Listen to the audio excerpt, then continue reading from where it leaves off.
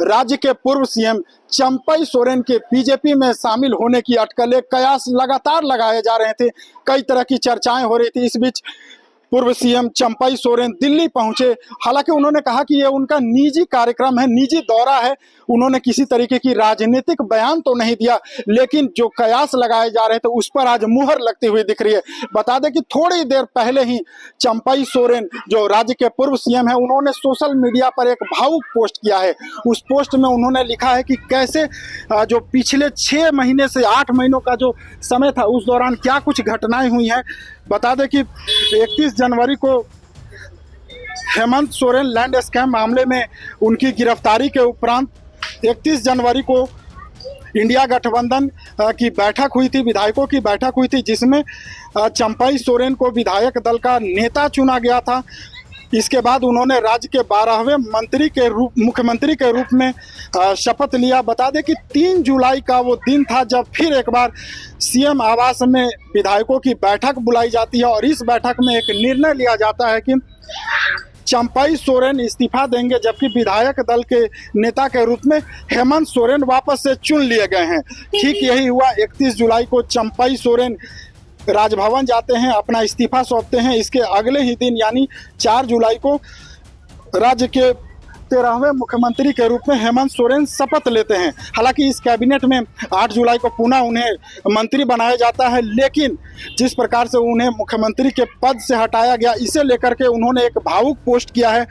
Social media पर जो post डाला है उसमें लिखा है उन्होंने कि अपने सार्वजनिक जीवन की शुरुआत में किस प्रकार मजदूरों की आवाज़ उठाते आ रहे थे और लगभग 4 दशकों का उन्होंने अपने राजनीतिक कैरियर का जिक्र किया है। उन्होंने 31 जनवरी की घटना का जिक्र किया जब उन्हें इंडिया गठबंधन के विधायकों के द्वारा राज्य के 12वें मंत्री के रूप में सेवा देने के लिए चुना गया था। इसके साथ ही उन्होंने एक जिक्र किया है, वो है 3 जुलाई का। इसके साथ ही बता दें कि उन्होंने 2 घटनाओं का जिक्र किया है। उन्होंने अपने पोस्ट में साफ तौर पर लिखा है कि हूल दिवस के अगले दिन उन्हें यह जानकारी मिलती है कि उनके अगले 2 दिनों के जितने भी कार्यक्रम है उसे पार्टी नेतृत्व के द्वारा स्थगित कर दिया गया है। बता दें कि 2 कार्यक्रम थे। एक कार्यक्रम दुमका में आयोजित था, दूसरा कार्यक्रम राजधानी रांची में आयोजित था। राजधानी रांची के प्रभात तारा मैदान में चंपई सोरेन को बतौर मुख्यमंत्री उस वक्त पीजीटी शिक्षकों को नियुक्ति पत्र वितरण करना था, लेकिन उन्हें यह बताया गया कि 3 जुलाई को विधायक दल की बैठक बुलाई गई, जिस कारण उनके सारे जो कार्यक्रम है वो रद्द कर दिए गए हैं। उन्होंने एक सवाल भी लिखा है कि क्या लोकतंत्र में इस तरह से अपमानजनक कुछ हो सकता है, एक मुख्यमंत्री के कार्यक्रमों को कोई अन्य व्यक्ति रद्द करवा दे।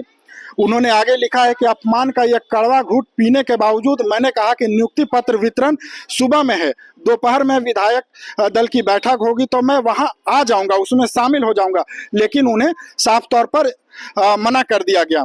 इसके साथ ही उन्होंने यह भी लिखा है कि उनके 4 दशकों का जो राजनीतिक करियर रहा है, जिसमें वो उनका राजनीतिक सफर बेदाग रहा है। इसके साथ ही एक और उन्होंने सवाल उठाया, वह है पार्टी के केंद्रीय कार्यकारिणी की बैठक की। उन्होंने कहा है कि वर्षों से पार्टी की केंद्रीय कार्यकारिणी की बैठक नहीं हुई है, एक तरफा आदेश पारित किए जा रहे थे।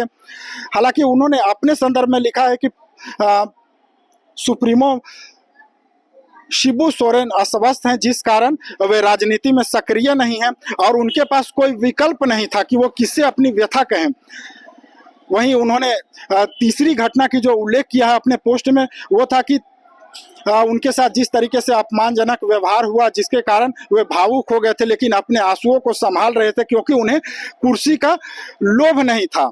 लेकिन उन्होंने ये कहा है कि कुछ लोगों को केवल कुर्सी से ही मतलब था। इसके साथ ही उन्होंने अपने पोस्ट में विकल्प की बात की है कि उनके पास 3 विकल्प बचे हुए थे। पहला विकल्प था राजनीति से संन्यास लेना, दूसरा अपना अलग संगठन खड़ा करना और तीसरे विकल्प की बात की जाए तो उन्होंने लिखा कि उनके राह में अगर कोई साथी मिले तो उनके साथ आगे का सफर तय करना।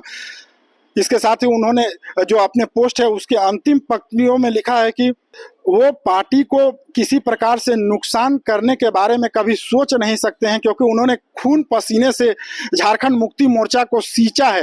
हालांकि हालात ऐसे बना दिए गए आप समझ सकते हैं कि जो कयास लगाए जा रहे थे और जिस प्रकार से चंपई सोरेन दिल्ली पहुंचे, हालांकि उन्होंने कहा कि कोई राजनीतिक घटनाक्रम नहीं है, वो एक निजी काम से आए हैं। उन्होंने कोई राजनीतिक बयान नहीं दिया, ये नहीं बताया कि वो बीजेपी में शामिल होंगे या नहीं होंगे, लेकिन जिस प्रकार से सोशल मीडिया पर उन्होंने अपनी व्यथा व्यक्त की है, इससे स्पष्ट होता है और उस खबर पर मुहर लगती हुई दिख रही है कि जल्द ही राज्य के पूर्व सीएम, झारखंड मुक्ति मोर्चा के कदावर नेता चंपई सोरेन बीजेपी का दामन थाम सकते हैं। यानी कह सकते हैं कि झारखंड मुक्ति मोर्चा को एक बड़ा झटका लग सकता है। इसे लेकर के भारतीय जनता पार्टी के प्रदेश प्रवक्ता प्रतुल शाहदेव ने भी कहा है कि जिस प्रकार से एक आदिवासी नेता, एक बड़े लीडर के साथ अपमानजनक व्यवहार किया गया, केवल इसलिए क्योंकि सोरेन परिवार के बाहर कुर्सी वो जाता हुआ नहीं देख सकते थे। यानी सत्ता की बात करें तो सोरेन परिवार अपने परिवार के बाहर के किसी व्यक्ति के हाथों में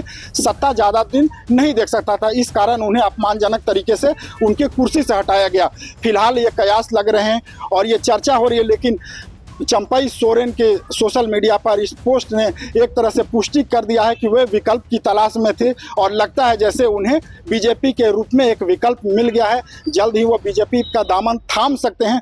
हालांकि अब तक कोई आधिकारिक ना तो उनके तरफ से कोई बयान आया है, ना ही भारतीय जनता पार्टी की तरफ से, लेकिन झारखंड की राजनीति के लिए कहें या यूँ कहें कि झारखंड में जो अगले कुछ महीनों में विधानसभा चुनाव होना है, उससे पूर्व चंपई सोरेन का ये पोस्ट और चंपई सोरेन अगर बीजेपी में शामिल होते हैं तो एक बड़ा राजनीतिक उलटफेर कह सकते हैं, जो आगामी विधानसभा चुनाव में इसका असर भी देखने को मिलेगा। फिलहाल TV9 भारतवर्ष के लिए रांची से मैं अशोक कुमार।